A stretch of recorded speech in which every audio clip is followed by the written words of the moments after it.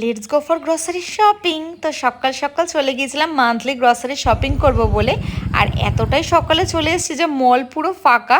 একদিকে ভালোই হয়েছে, ফাঁকায় ফাঁকায় হয়ে যাবে। প্রথমে বোলের সেকশনে চলে গিয়েছিলাম, কারণ সব সাবস্ক্রাইব বন্ধুরা কমেন্ট করছে একটু আইসক্রিম বানাতে, তাই এই বোলটা ভীষণ দরকার। দেন এদিক ওদিক তাকাচ্ছিলাম যাতে কি কি নেওয়া যায় ভাবছিলাম, আর প্রত্যেকবার যেন কিছু না কিছু মিস হয়ে যায়। তাই এবার রীতিমতন লিস্ট বানিয়ে নিয়ে গিয়েছিলাম যাতে কিচ্ছু মিস না হয়। বাট আনফর্চুনেটলি আজকে সব পাইও নি, আর কিছু জিনিসের দামও বেশি।